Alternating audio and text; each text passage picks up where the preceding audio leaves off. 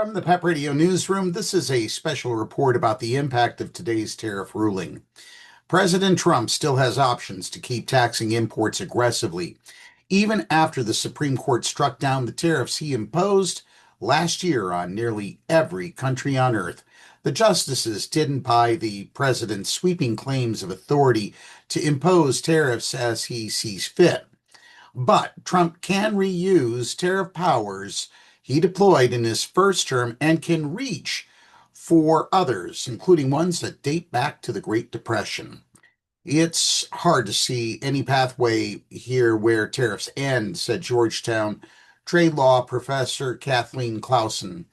I'm pretty convinced he could rebuild the tariff landscape he has now using other authorities. Only trouble is, most Americans are not happy with the tariffs.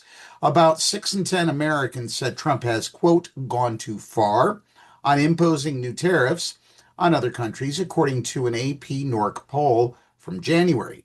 About 9 in 10 Democrats said Trump had gone too far on imposing new tariffs on other countries, said he had overstepped. And roughly 6 in 10 independents felt the same way, compared to 25% Republicans. Tariffs have been an unpopular issue for much of Trump's first year back in office. Roughly half of U.S. adults have said they were opposed to imposing tariffs on all goods brought into the United States in an AP NORC poll from last April. Only about 3 in 10 favored them, and roughly 2 in 10 were neutral. Possibly more worrisome for a president elected on the promise of fixing Americans' affordability concerns.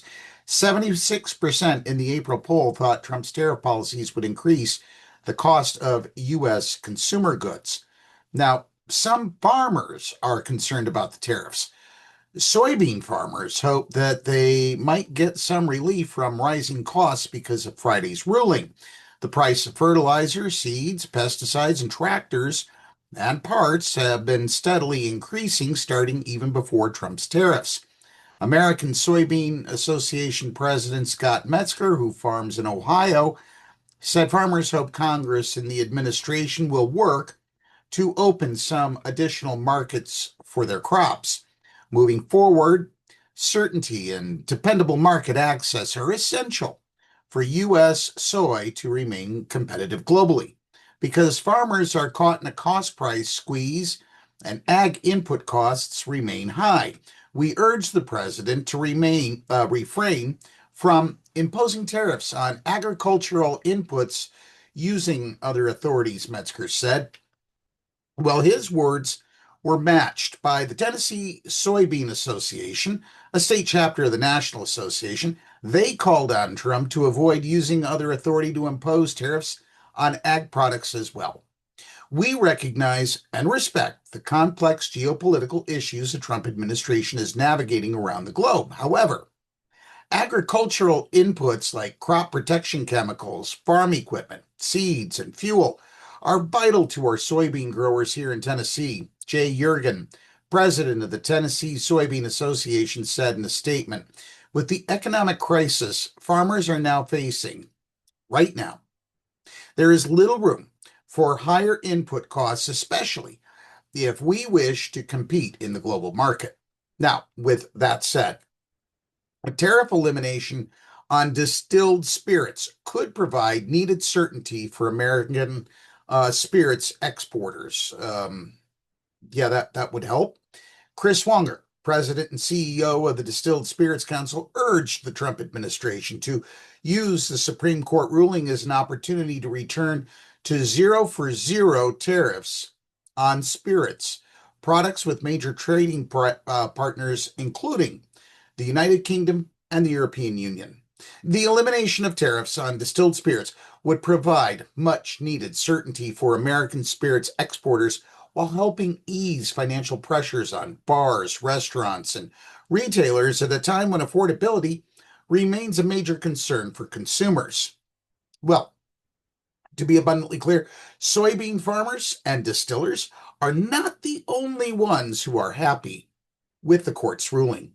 Major technology trade groups hailed the Supreme Court decision. They predicted the decision will help minimize price increases and disruptions in the intricate supply chains for the computers, smartphones, televisions, and other gadgets ingrained in modern life.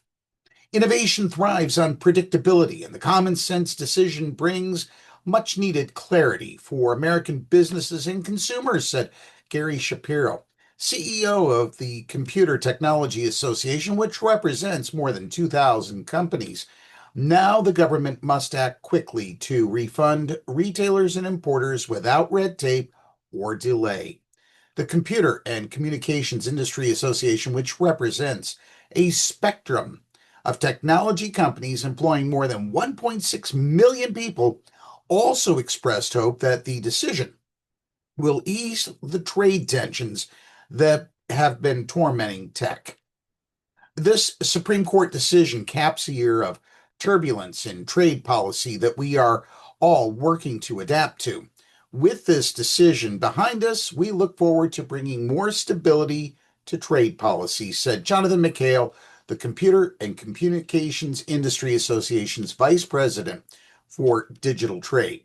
Now, who are the attorneys that are pushing for this or have pushed for this?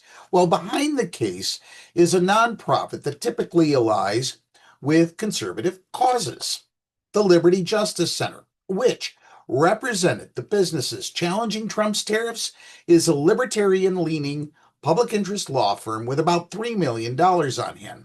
Sarah Albrecht, the group's chairman, pledged to help small businesses navigate the refund process in a statement posted on X. The Liberty Justice Center's work is just beginning, she said. The Supreme Court previously sided with the Liberty Justice Center in 2018 when the justices ruled that public sector unions could not require non-member employees to pay collective bargaining fees. The group has also challenged what they call critical race theory teachings in school districts and defended state school choice initiatives. Among its donors are the Walton Family Foundation, the Republican Governor's Public Policy Committee, and the NRA Civil Rights Defense Fund. Other funders include the Club for Growth, an influential anti-tax group, and the State Policy Network, a conservative nonprofit coalition linked to Charles and David Koch. Oh, and speaking of unions, the United Steelworkers Union urges Congress to revamp the U.S. trade system. The United Steelworkers, the labor union whose members work at U.S. Steel and Cleveland Cliffs plants, urged Congress to revamp the U.S. trade system by using tariffs strategically. It said tariffs should be used to protect American workers, not to punish allies like Canada. It also calls on Congress to restore funding to programs to help American workers who lose their jobs because of unfair foreign trade. It's an excess of short-term thinking and free trade ideology that got us into this mess. Now we need sustainable solutions, the union said in a statement. The U.S. steel industry has enjoyed a period of expansion under tariffs adopted by the Biden and Trump administrations, analysts say. Now, that's a report for now, and as more news develops, we will certainly be sharing more shorts. From the Pep Radio newsroom, I can't believe I'm saying this, but this story has taken on a whole life of its own because we anticipate there will be more tariffs, and we also anticipate doing a lot more shorts covering this very topic, so stay tuned. Here to Pep Radio News right here on YouTube.